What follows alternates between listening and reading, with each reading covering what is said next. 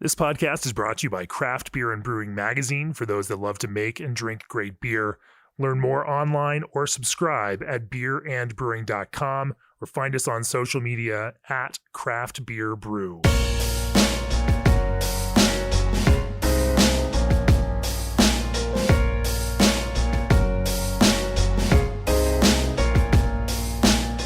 Welcome to the Craft Beer and Brewing Podcast. I'm your host, co-founder and editorial director of Craft Beer and Brewing Magazine, Jamie Bogner. We're in episode of the podcast 183 with Bobby Kros of Cross Strain Brewing in La Vista, Nebraska, just on the outskirts of Omaha. Welcome to the podcast, Bobby. Hey, thanks for letting me be here. Of course. Well, you caught me by surprise back in 2018 because we were watching the inaugural Juicy Hazy IPA category announcement for the JBF, and all of us who had kind of wanted to see this category happen were wondering like how in this first year of this new category is this going to reflect and how are the judges going to choose. And then of course you guys came away with a silver medal for Fairy Nectar, and it put you on our radar, and we started paying attention, and one of my beer trader friends grabbed the bottle of Fairy Nectar. I'm like, oh, okay. And so that was our entree. And then, you all started sending us some beer, I think last year. And then, of course, in our Saison and Hard Seltzer issue, or April-May issue of Craft Beer and Brewing, your Saison 625 just floored our judges and scored an incredible 99. And that was this point where like, hey, these guys are not just an IPA factory. They're making some really interesting beer across the spectrum. And, of course, we've been tasting some of your Hellas Creek Hellas for a new lager issue that you sent over our way. Cannot wait to talk to you about everything from IPA to mixed fermentation beers, and maybe even a little bit of lager on the way. We'll see where the conversation goes. And I love that we can wrap all of those things into one conversation. It's going to be fun. Before we do that, as the brewing industry's premier choice for glycol chilling, G&D Chillers has set the standard on quality, service, reliability, and dedication to their customers' craft. New this year, redundancy meets efficiency. G&D's microchannel condensers are built with all aluminum construction, which eliminates galvanic corrosion.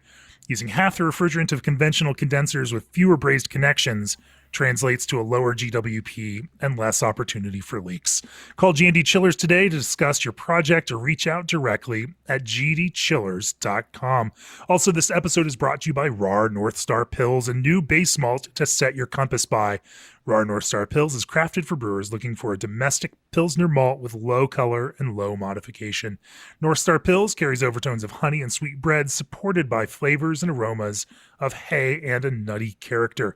It's suitable for any beer style, but particularly craft brewed versions of classic lagers. Let RAR North Star Pils guide your craft by visiting bsgcraftbrewing.com or contact them at 1-800-374-2739. So, Bobby, as we normally start the podcast, tell me about your background in brewing. What brought you to the world of craft beer and brewing, and then what that professional kind of career arc looked like before you launched Cross Strain Brewing with your partner Scott. Sure. So just like most professional brewers, we all start with a little homebrew kit. I got one back in about 2006 for my birthday. I just wanted to try it, do something different. My background's in engineering, so, I kind of like the whole aspect behind brewing and, producing something, from nothing. So I started there. It was about 3 partial mash kits in, and then I was like, the hell with it. I'm going to go all grain. So basically I bought a welder, learned all the electrical, built my whole system, built a 20-gallon system. Just started going in 2 to 3 times a week brewing. 3 batches in, and you hand built with your own welding. You built your own 20-gallon brew system. Yep, that's a little hardcore. Yeah. No, I love doing that type of stuff, just making stuff from scratch. Kind of why I love brewing. But so I did that for a long time, and then one day I was like talking to the wife, and I was like, I kind of want to do this professionally. Trying to convince her, going from a high-paying job to a job you're not going to make much money at is a little tough, but she gave me the go-ahead on that. And 2013, it's when I started my professional career at a local brewery in La Vista. And that's where I met Scott Strain. So me and him were both production brewers at this brewery there. Liked the same beer, had kind of the same style of brewing and everything. And over a bunch of beers, just like anything, we started talking about opening our own place. Because when you're at another place, you're kind of always brewing their recipes and everything, and you don't get to kind of do your own thing. So we always talked about it, and I'm not one to jump off the ship and try something different, but he convinced me, and he convinced the wives there, and from there, 2015 we quit. We started with our business plan. It took about 2 years of business plan, a lot of brewing, a lot of meeting with investors, and convincing the bank to give us some money from our for our brewery in Omaha, which is we had to go through a couple banks on that one because they just didn't believe beer was a thing or going to be a thing in Nebraska. So finally, we convinced everybody. People drink beer everywhere. Why would Nebraska be any different? So it convinced everybody there, business partners, and finally opened our brewery in June of 2017, and started out with a 20-barrel brew system, 5 30-barrel fermenters, 150 barrels of production, and now we're close to 1,000. So it's been a whirlwind in almost 4 years. So yeah. So you launched in 2017, and then fall of 2018, this Fairy Nectar London ale version of this hazy IPA that you make wins a silver medal at GABF. 12 months, 18 months into professional operation. How did that experience change the trajectory of the brewery? I don't think I've ever screamed so loud before. We were just, taking a shot, it's our double dry hop version of Fairy Nectar, which, I did a regular Fairy Nectar version of that. And then I had we have 2 little 5-barrel fermenters where it's kind of just my experimental guys. So I was just like, the hell with that. I'm going to double dry hop this one. And then from there, it just, everybody freaked out about it. So we're like, let's just enter this in. It's a double dry hop version. It's a little more hop punch, a lot more fruit. So we just decided to throw it in, and, we didn't win anything that day. And of course, IPA is the last category to go because it had almost 400 entries. So sure. Our hopes were very low. I love how you said almost 400 entries. I know you know how many entries were in there. Yeah.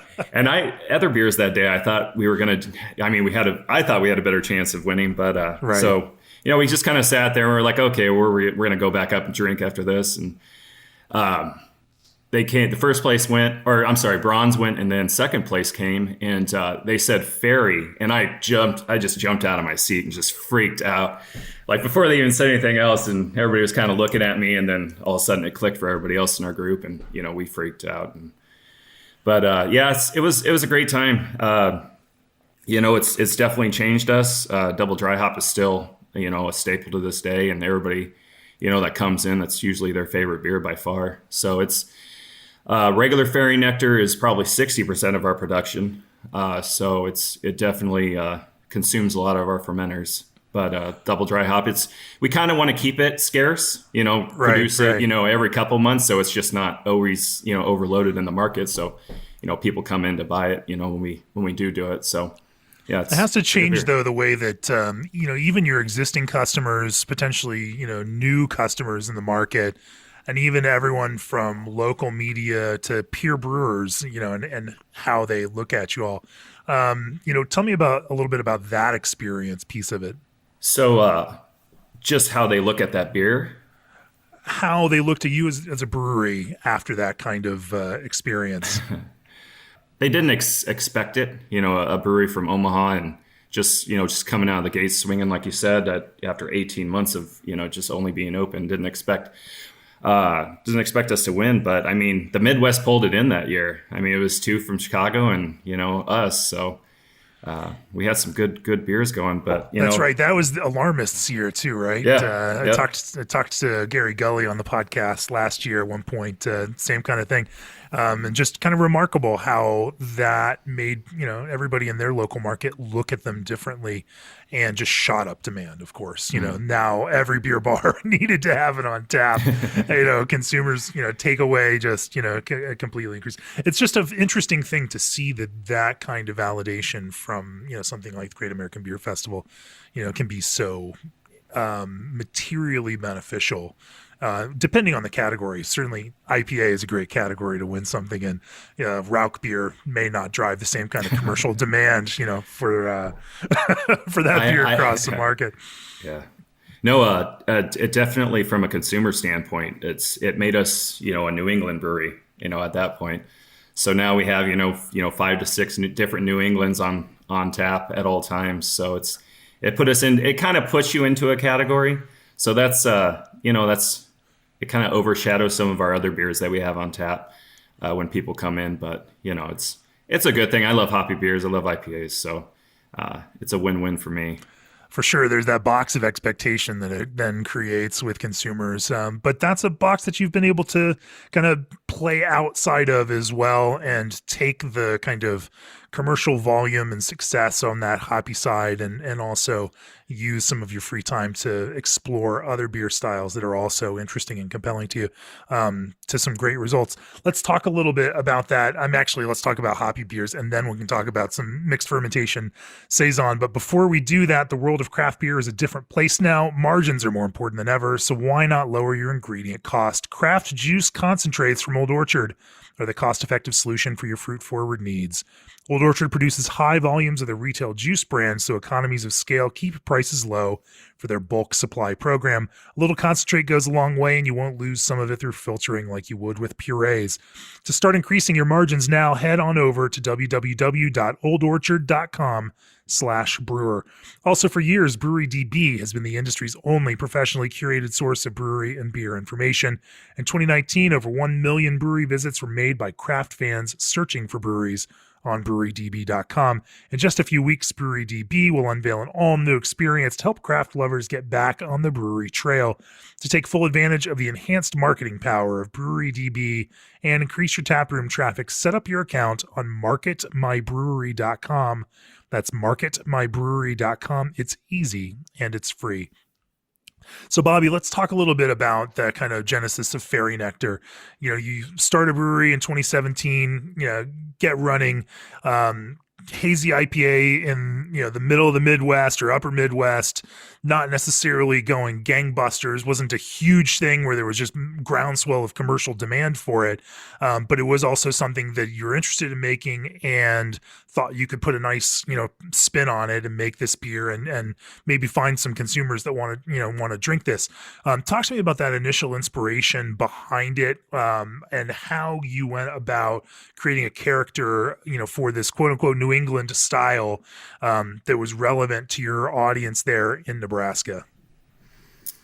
Basically the recipe behind it, there were so many recipes out there that, where people were doing New Englands, and you're like, how can I do a spin on this that's going to make it any different from anything that's currently out there? It's just drinking a lot of beer, a lot of New Englands. Right. And sometimes that spin is just making it fresh and as fresh as possible for your local folks so they don't have to go trade for it.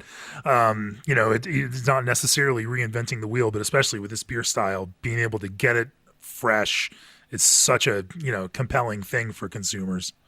Yeah. We had a lot of people that brought in a bunch of New Englands, and we'd try them and figure out what we liked about them. And I just, first off, it's Mosaic Citra, my two favorite hops. Everybody likes to call them cheater hops. I don't care. You use what's good, right? So it's just started there, just did my regular, 20% wheat oat, half and half, basically, just some pale. Messed around a lot on the homebrew side on it, using different types of sugars, different amounts of Mosaic versus Citra in the whirlpool versus dry hop. We did a lot of iterations of it, and kind of found out where going a little more Mosaic heavy kind of brought out a lot more fruitiness in that beer, to me. And we just liked it. And the double dry hop obviously amplified that up a lot for us. We did different yeasts on it, so experimentation from Conan to London Dry. It just came to London, the 1318, it's Omega 011 that we use. But everything just cohesively just worked together, and just provided this beautiful beer that, we just loved, and everybody at the tap room just loved too. So, like you said, it was fresh. You could get it there. It's you don't have to trade for it, which is kind of tough to convince people because, some people say, I feel like trading for beer sometimes kind of makes people think it's that much better of a beer when you can just buy the same thing locally. But, it's just, it definitely was a good beer. And, well, beer. Then after that, of course, beer traders were trading for your beer, getting it into their markets from Nebraska, which is also a cool, weird thing.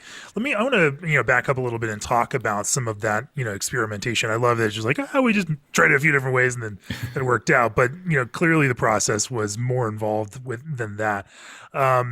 Let's talk about yeast for a little while. You mentioned going through a bunch of working through this with a number of different styles of yeast.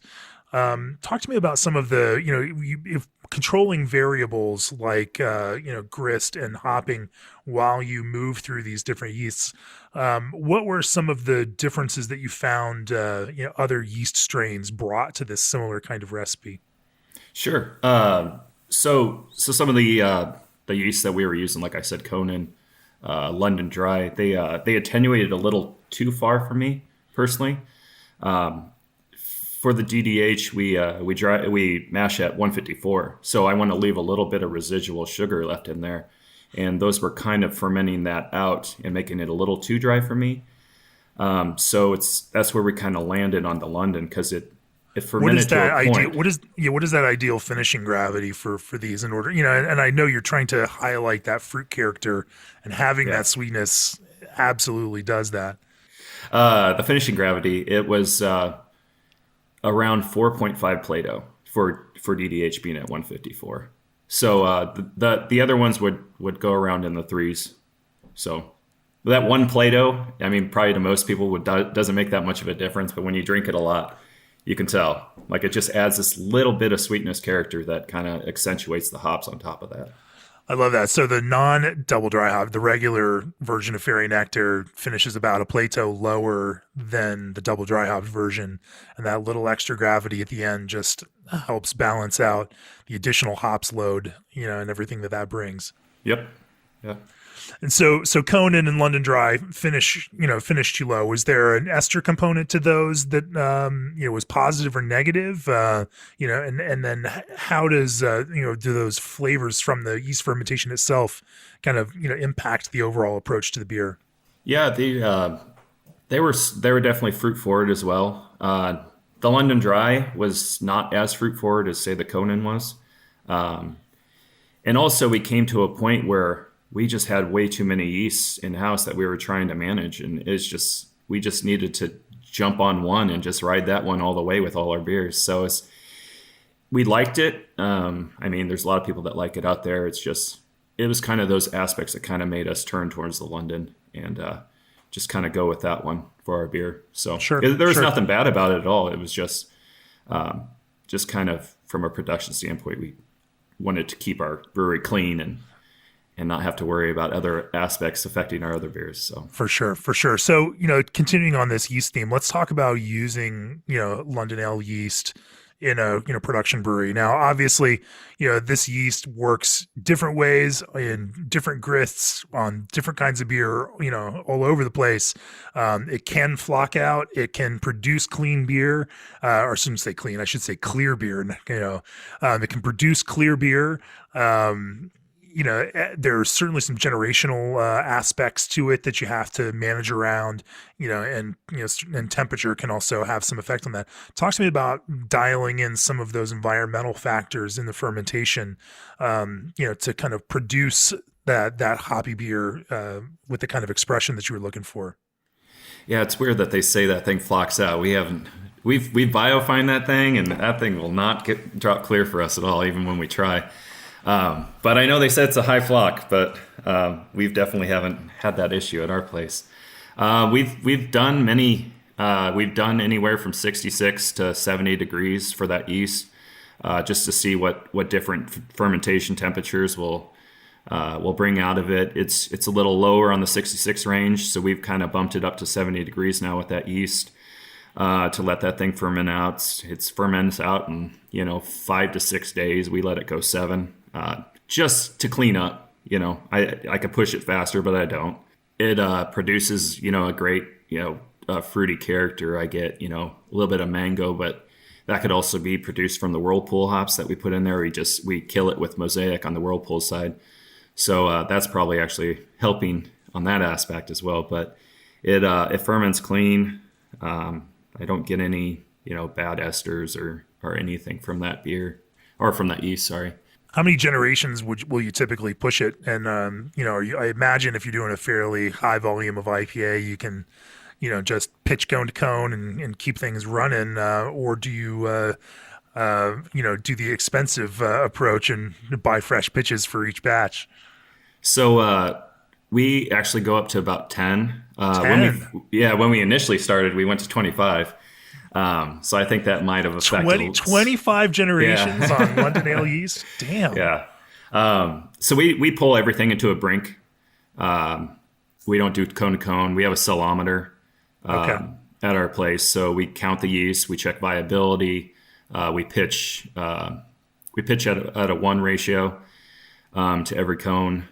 And it seems like 10 is it's good. We could probably push it further because it doesn't seem to be showing us any type of stress or, off flavors at all. But I just want to keep it fresh, and I just like doing it at 10. I don't know. It just makes me feel good that we don't have this. We're not pushing it to 25 anymore. So that was a little scary when I think about it now.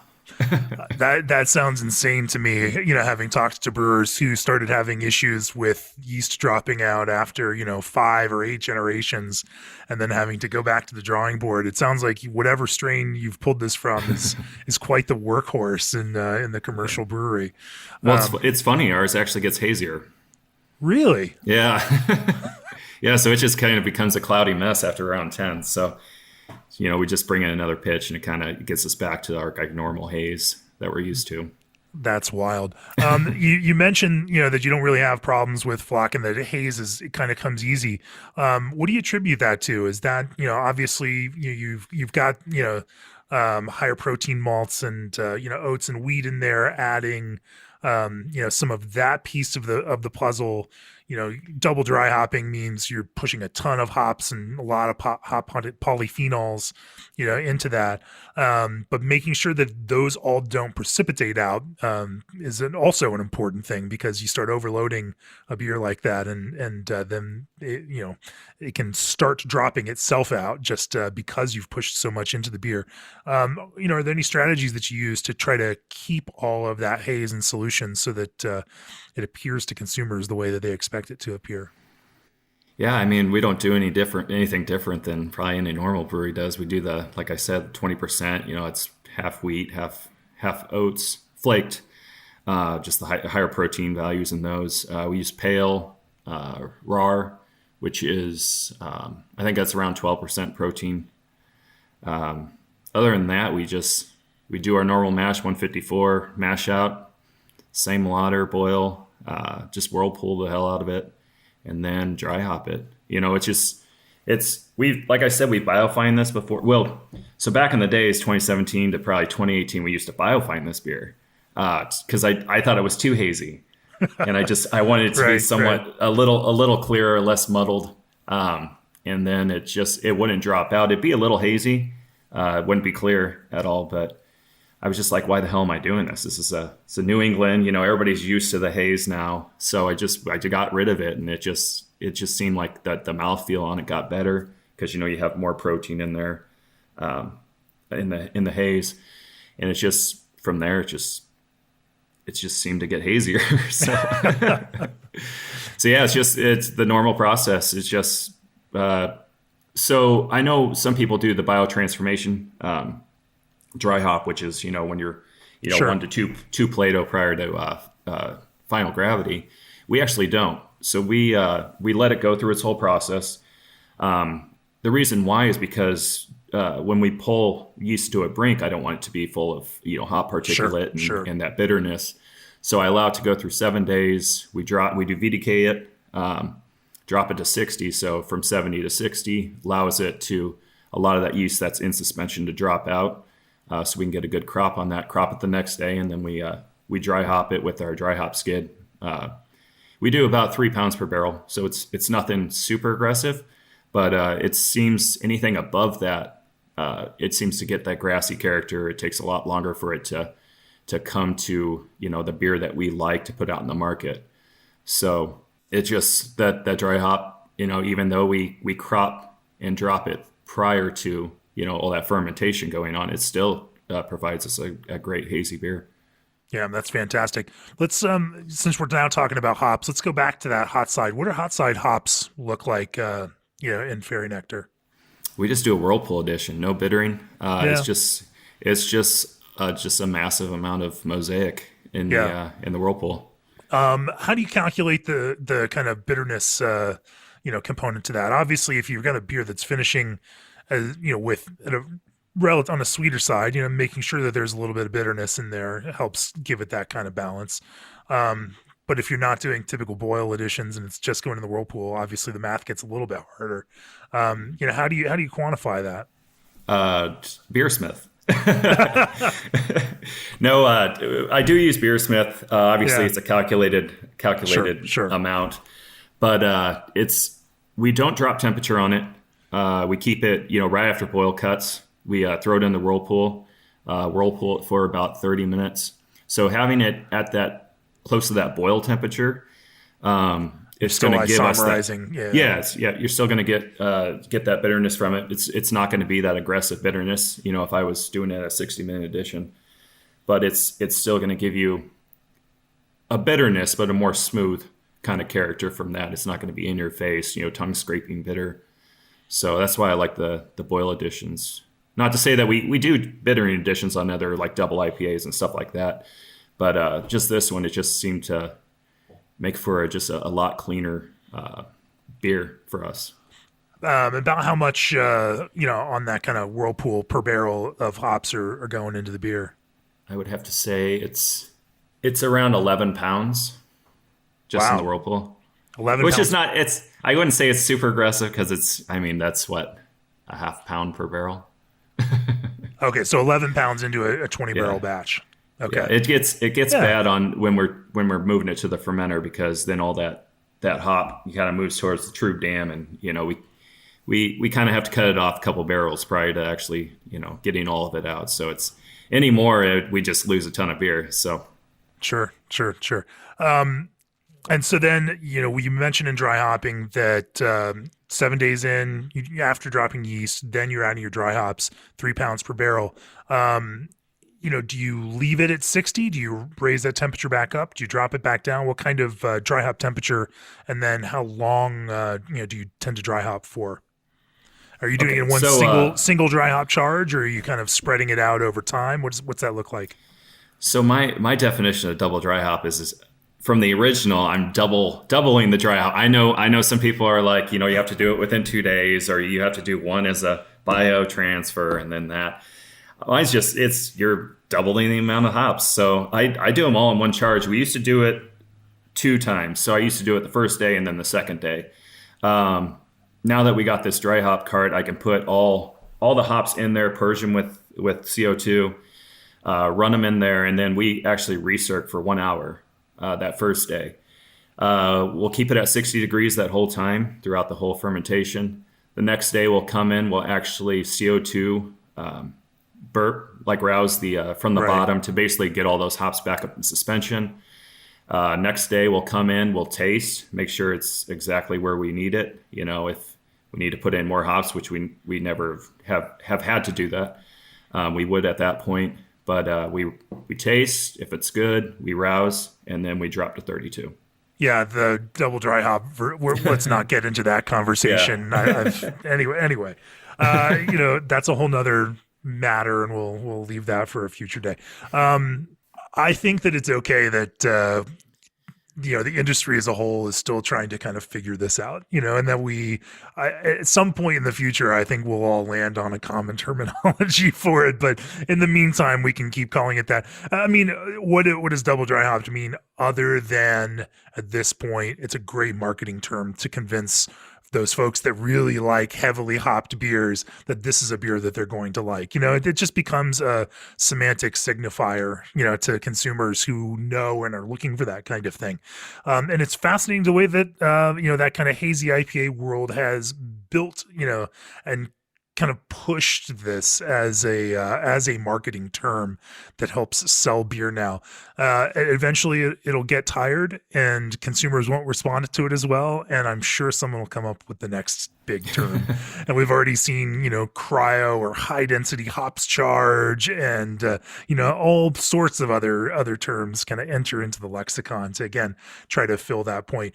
But at the end of the day, it's a marketing term, and I think that's sure. Perfectly okay. I love to joke about it. Like, there's no professional chef out there that brags about how much salt they put into a dish.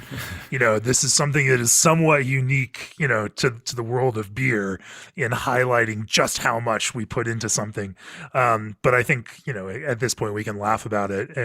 Maybe at some point in the future we'll embrace the fact that these are just what they are and is the way that the artist and brewer intended them to be.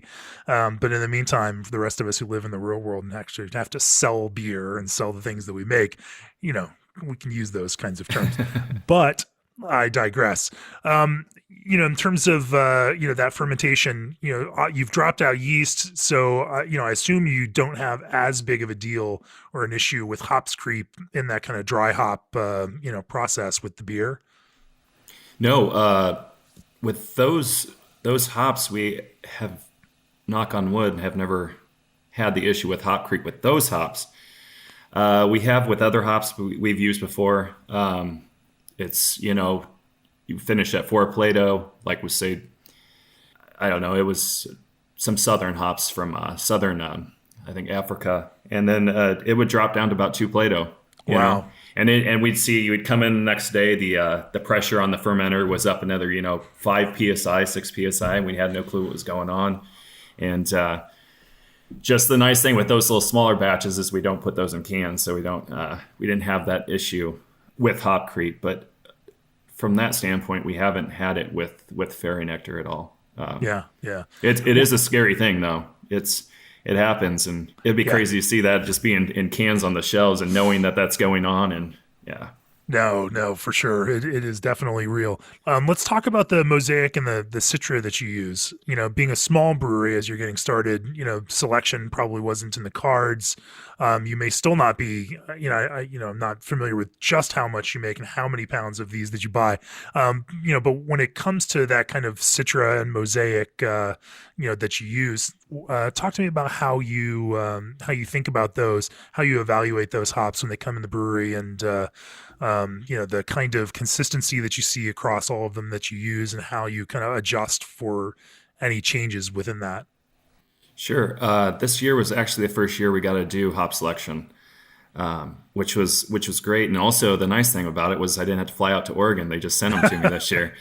So I gotta do that. Flying out there is the fun part, Bobby. I know. I'll do that this year, hopefully. So yeah. Just the nice thing is just with the whole pandemic, it's just allowed me to sure. get all my brewers involved too, without having to fly, 5-6 people out there to evaluate these things. But so we got Citra, Mosaic, we got to evaluate those. And they always say to not jump too far from your current lots that you're using, because, people out in the market are going to drink that beer and be like, what did you change about it? It's not the same I used to drink, for the past 3 years.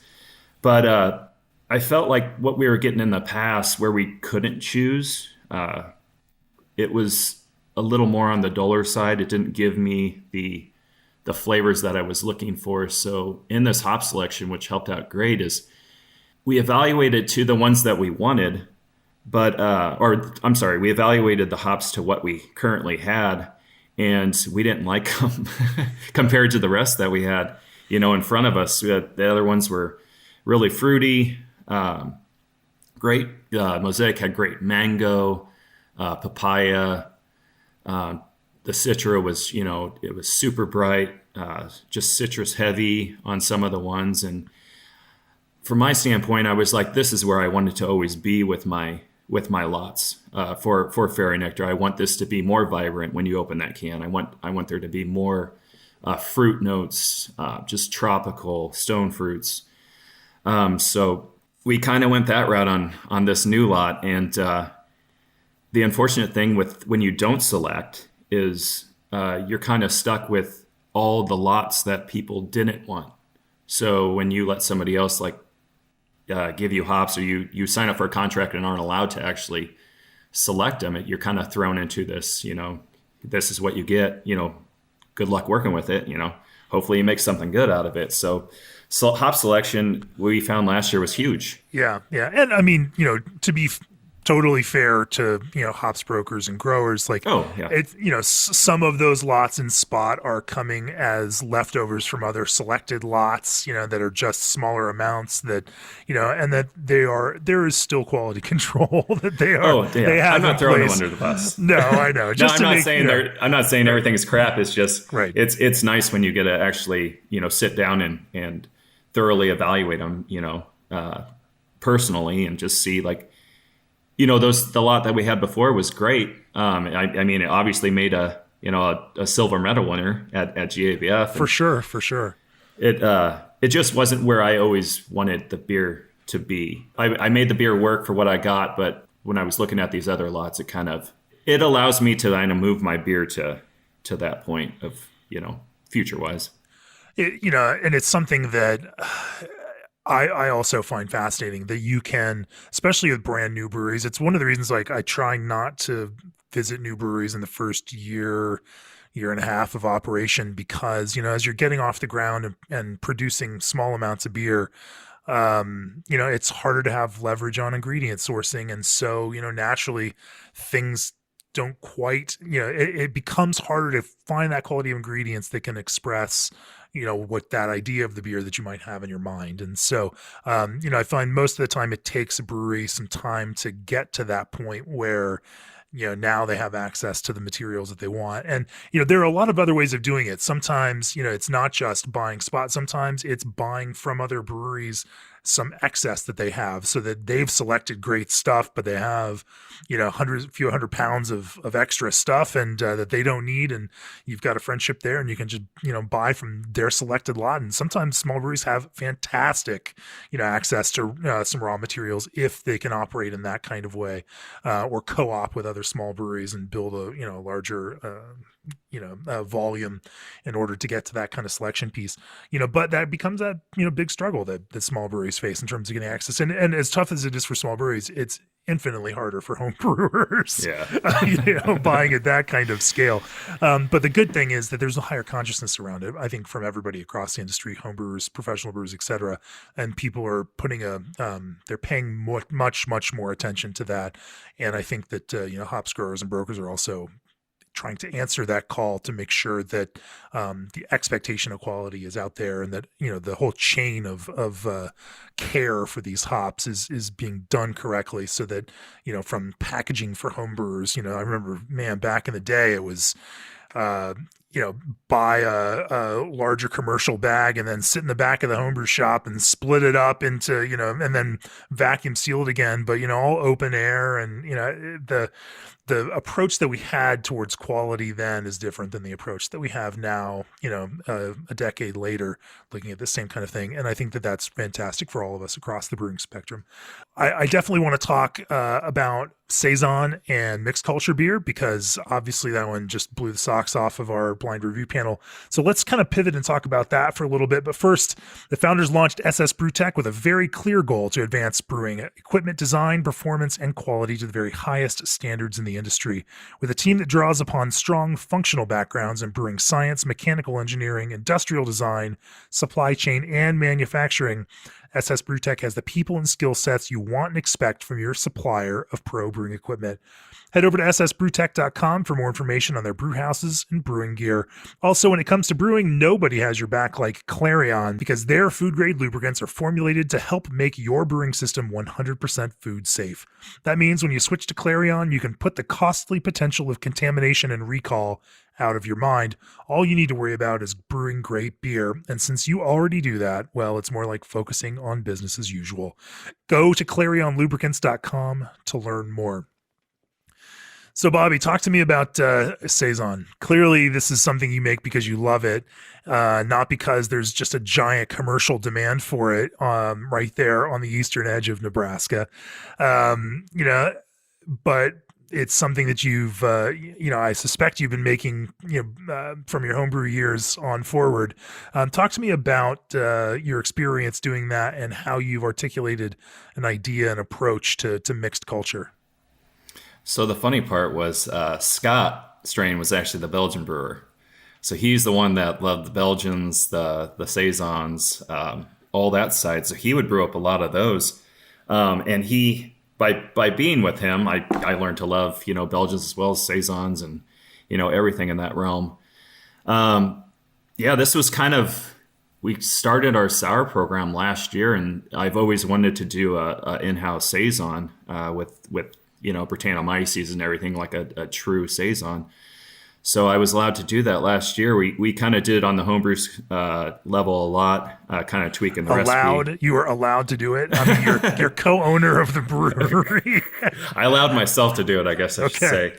I don't get as much time on the pilot system anymore, but when I do, I try for some stuff I've been really working on. But yeah, we did this. I was just from all the beers that we've tasted, we have a bunch of people that love Saison, so we get a lot of Fantômes, DuPonts, Blagis, just drinking a lot of them. You're kind of seeing what you like, what you don't like, and I loved all those beers and just tried to recreate my own by just looking at Saison, yeast, and what do I want from this? Do I want high phenol or esters or so I kind of swayed towards, I kind of like a little fruitiness in mine. I'm not much of a huge phenol fan. So it kind of guided me to some yeast and some Brettanomyces that would kind of bring out more aspects of fruit character, which this thing is super fruit heavy to me, I think, in the nose and the flavor of it. Do you want me to go into the recipe or anything? Or I would what love I to. I'd love did? to. So you're now talking about culture. What was that kind of Brett strain and culture that you were drawn towards to kind of bring out that fruity element?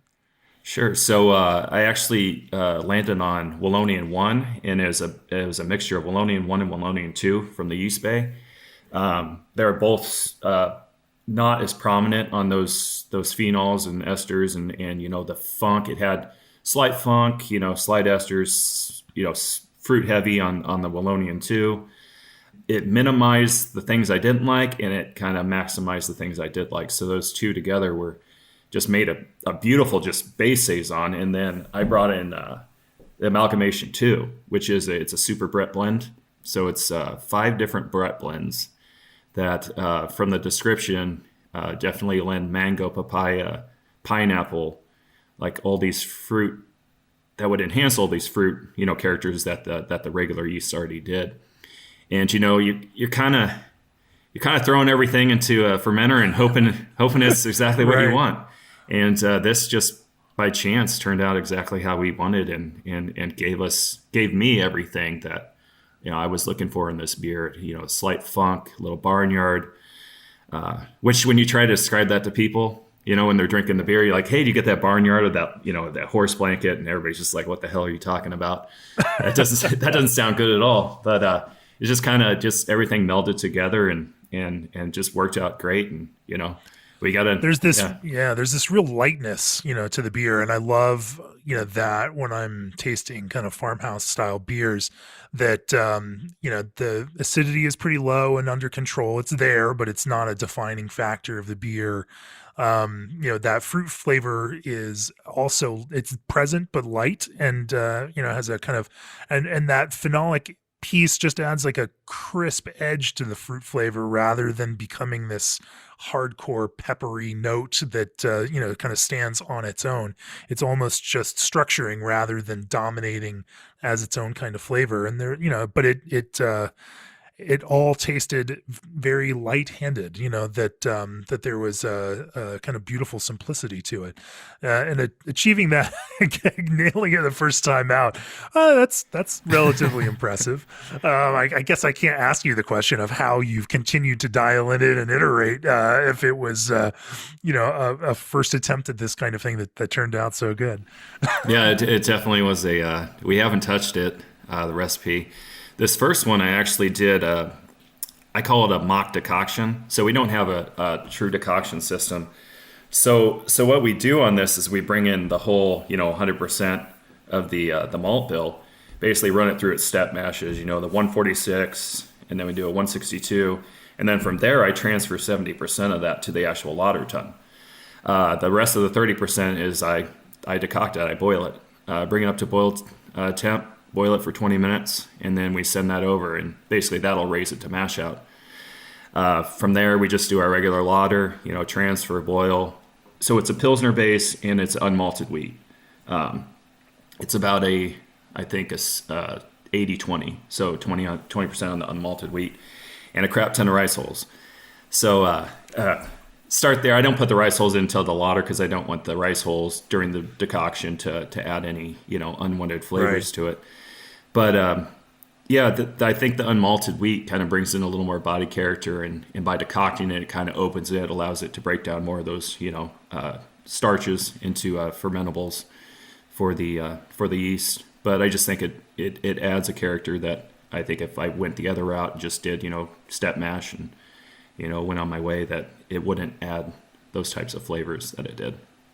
But yeah, we go through we go through the boil, send it. It's about 33 IBUs. I believe it's Styrian Goldings, and send it to the foeder. And, we use our foeder as basically a Solera system. So, I mean, it's got all the Brett in there, all the, the Wallonian yeast. And right. It just does its thing. That's a pretty hefty IBU load for something that's going into a mix with lactobacillus to produce a little bit of acidity. I can see why it comes out with a pretty delicate kind of acid profile to it. Yep. Yeah, that's what we didn't. I like saisons that have a little tartness to it. It's just we kind of want to keep that in check. So, lately we've been actually bumping it up to 40 to make sure it doesn't come through as much. So, in terms of Styrian Goldings, how much, contribution do the hops play into that overall flavor? And, from your perspective, how does that culture transform some of the hops character in the beer itself?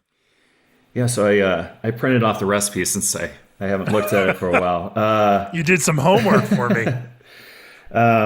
So I do a 10-minute addition and a 0-minute of all Styrian. So just those light floral characters, I think, with the Styrian kind of adds to the fermentation characters, the esters, little phenols, kind of plays off those ones for a little bit, and we do another 30-minute whirlpool addition. So just kind of it keeps those in there, kind of keeps the oils in check, and allows those oils to be brought over to the foeder, and kind of Brettanomyces kind of.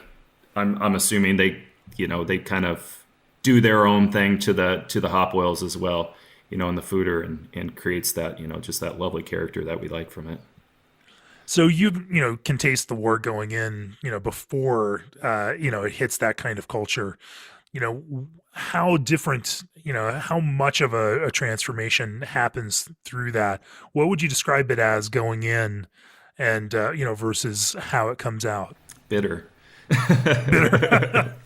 No, it's definitely got the Styrian Golding, the floral, a little bit of fruitiness, a little bit of noble kind of character. Yeah, to it. Because in mid-30s to 40, you're like Pilsner, bitterness hopping level, which is rather intense, and in a light kind of base like that with low ABV.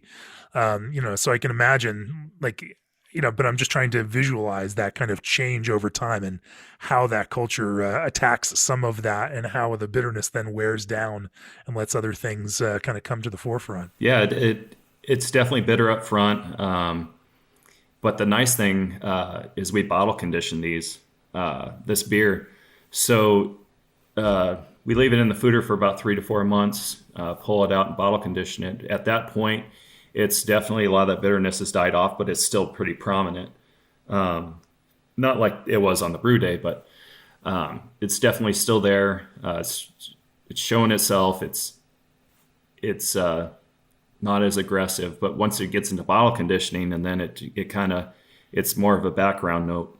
A year later, 6 months later, I like to pull them out every month just to try, see how that thing's progressing. What that Brett's doing to the beer. So it's just, the bitterness definitely dies down on it, and yeah, it does its thing for the food, right? So for the foeder itself, over time, as you continue to feed it, have you noticed that culture moving in any particular direction, or have you had to kind of steer it or repitch along the way in order to kind of get it back to the kind of balance that you're looking for? Yeah, we actually haven't touched it. We've gone into it twice now. So it hasn't had much time to, I don't think, really delve in one way or the other. Yeah. I mean, it's still giving us the fruity notes I like, the low phenols, the esters, and it still has all the great qualities that we had in the initial ones. So we haven't had to touch it yet. Yeah. So there's no temp control on that, or you just kind of leave it at brewery ambient temperature? Yep, it's just ambient temperature. We have 5 foeders. Well, we have a sour room, so it's complete opposite. It's in the next bay, so we wanted to completely separate our clean beer from our sour beer. So we got five foeders from craft foeders, horizontals. Foeder crafters. Yep, yeah, foeder crafters, and they're horizontals. So it's no temperature control. Just figured all those beers in there. We do Berliner, Goldens, Flanders. Just none of them are temperature controlled. It's all ambient, and that room stays about 60. So that the saison might go up to, who knows, 75. Right. While it's fermenting, but it seems to be in a good temperature control, and we haven't had issues with any off flavors that we've noticed from not being temperature controlled. Yeah.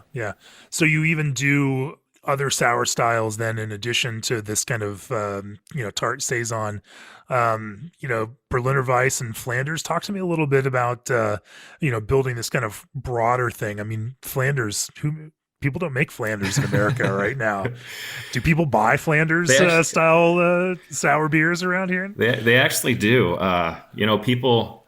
Well, in this day and age, nobody really knows what a sour is, because it's like, is it a kettle sour? Is it a true sour? And right, it's just, you try to have to true sour. I call it a true sour. Now we're parsing some dangerous language right there. just delete that one. No, that's okay. I mean, we don't want to get into issues of authenticity and what is or what isn't, but you're right. It's a confusing world for people. And I pay attention to the Facebook groups, and man, the amount of trolling that goes on some of these sour beer Facebook groups is hilarious, between those proponents of traditional, mixed culture sour beers versus the new school, kettle sour crowd. It's an intractable battle of internet warriors, but nonetheless, kind of stay focused on the quote unquote traditional mixed culture side of sour beer. We do, but we also do kettle sours. So, so you make untrue sours also. I'm making fun of myself. Fair enough. I've always been into sours. I just like the aspect behind it, using, different types of bacteria in order to produce something, that's just, it's, made by, these little organisms that, are producing these, amazing flavors and everything. So we've been, in the back of my mind, I've always wanted to do this sour program. And finally, during the pandemic, we just said, let's go with it. And, just started this program. And I said, I was 5 foeders. I want 5 different, base beers. So we can do the whole gambit.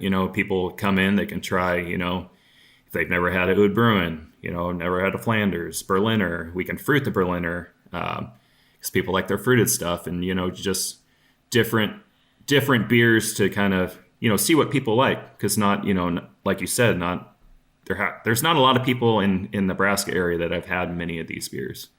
So it's kind of, we're kind of, bringing them to them and, allowing them to see which styles they like and, stuff like that. So, it's nice to do a bit of that evangelism, and also to, there's so many misconceptions preconceptions, about quote unquote sour beer that I think I'll start with the way that we describe them as sour beer rather than looking at, the kind of overall flavor and gestalt of these things that is obviously always more than just sour.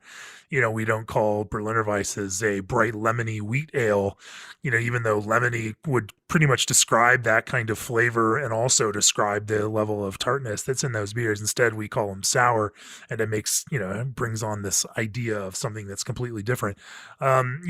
But talk to me a little bit about making these styles of mixed culture, based beers that, have some broad appeal, making, pushing too much acetic in your Flanders or, pushing too much, too low of a pH in a Berliner Weiss could make that, kind of polarizing. And if your goal is to reach people where they are now and make something that's compelling for them, I imagine that there's some strategy in how you're going about doing that. Yeah, there's definitely a lot of blending going on when you get some of those beers that are just tongue scraping or, teeth scraping acid. It allows you to kind of bring in other aspects to kind of accentuate that acidity, but also, bring in other aspects of the other beer that are going to kind of bring that to a kind of middle ground for people. So it just allows it to be the beer that you want. Just a lot of fruit, Berliners. We do the straight styles because we want people to also taste them straight, see what they're like the initial Right. beer. And then like Berliners will fruit a lot of those. We barrel age pretty much everything. Allow it to sit in there, kind of get some of those nuances of the barrels, and then kind of bring some of them into the fruit. And then obviously like your Flanders, those are tough, like acetic character wise, because it's just like how much oxygen can get in there, like what's going to create that acetic, like is it going to be in balance where you want it.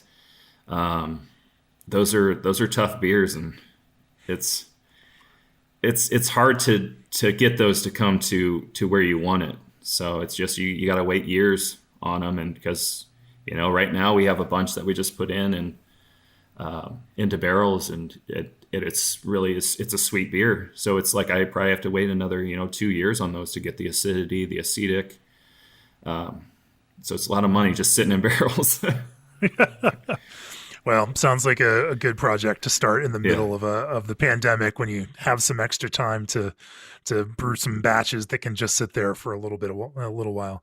We'll have to come back and talk in a couple of years when some of those kind of hit their full on stride.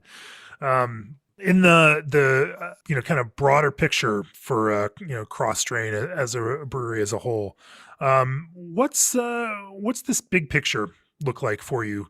What are you striving towards, and what does success look like, for Cross Strain? How will you guys know when you get there?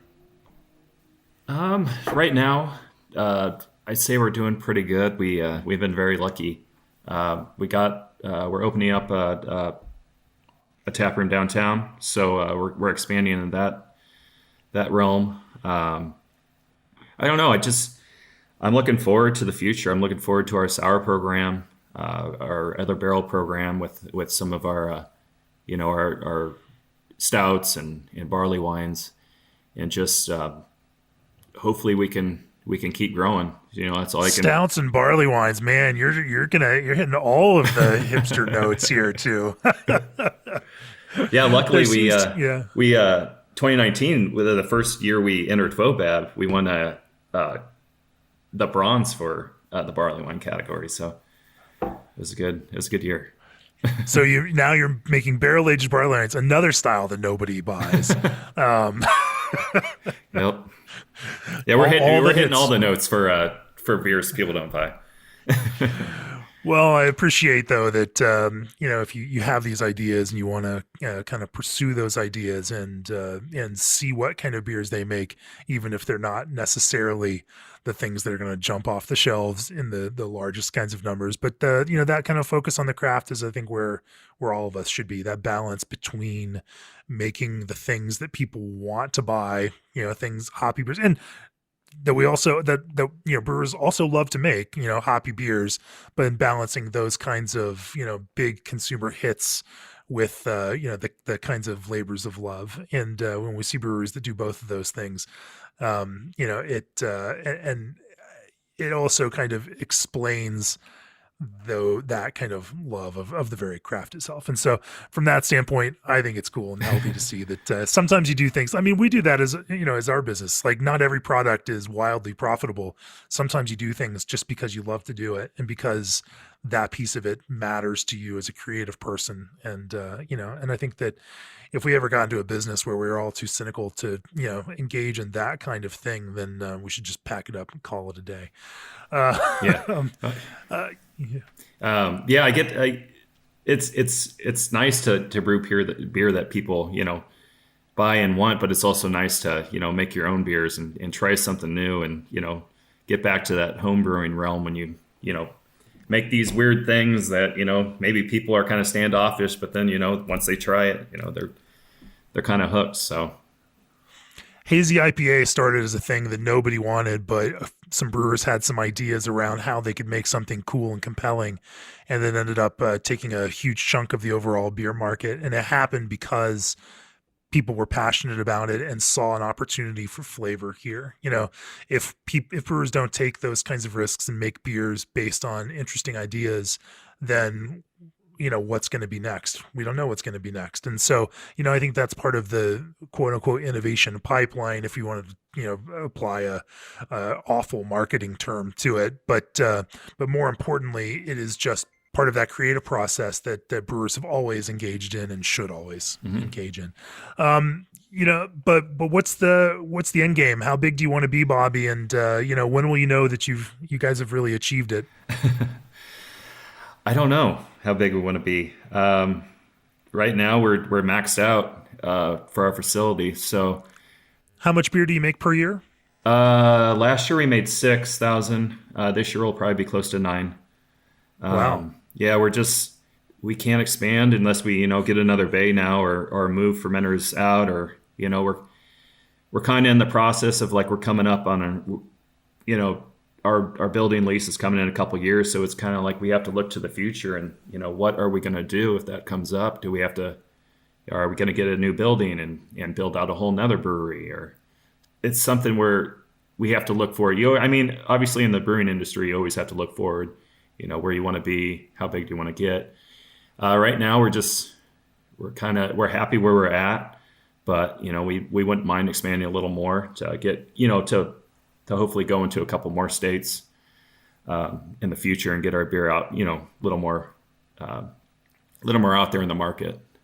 So I would say we're good. I'm good for now. My business partner probably wouldn't say the same, but I like where we're at. I got a great staff, and the beers we're doing, we're coming out with some really cool stuff. And the bigger I get, the less probably inventive on some other beers. It's a little tougher because you're just kind of producing for the market. And I like to keep it fun there and brew different beers and open a couple more tanks.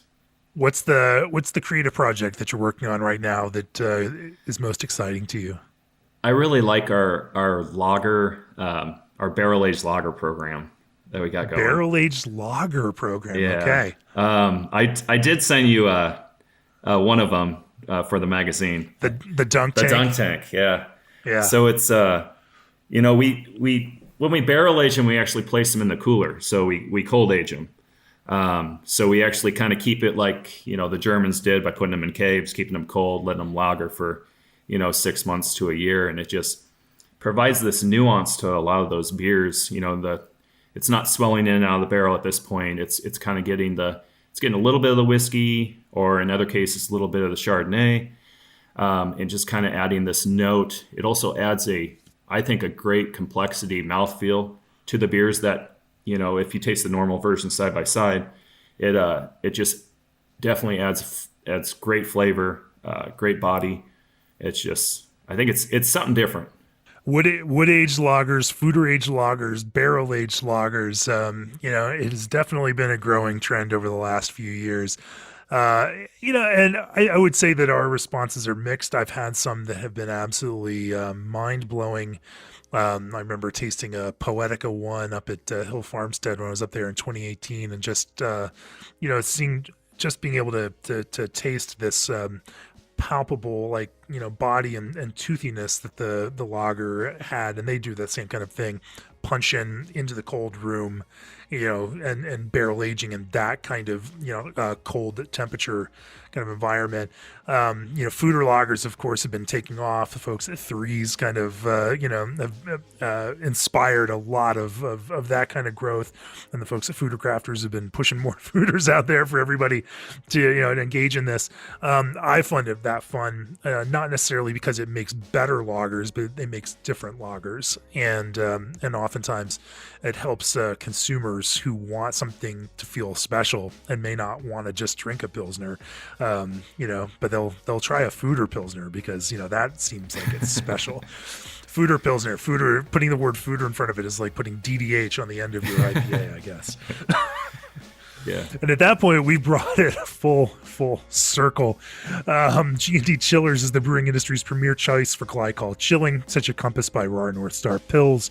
Craft juice concentrates from Old Orchard are the cost-effective solution. Set up your account on marketmybrewery.com today. Let SS Brewtech outfit your brewhouse and gain peace of mind with Clarion lubricants.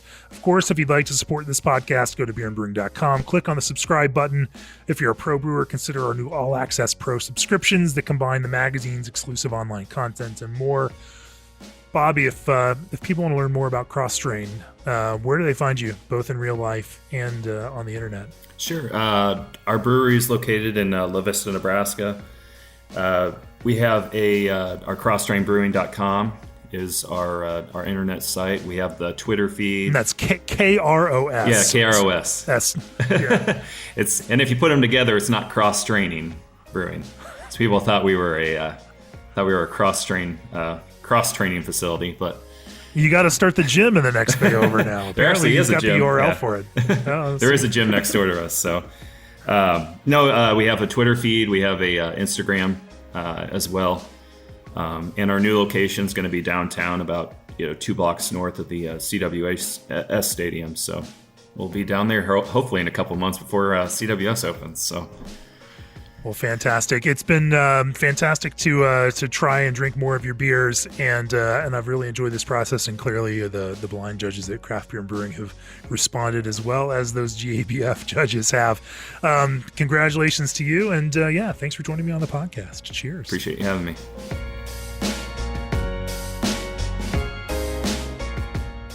This podcast is brought to you by Craft Beer and Brewing Magazine for those that love to make and drink great beer.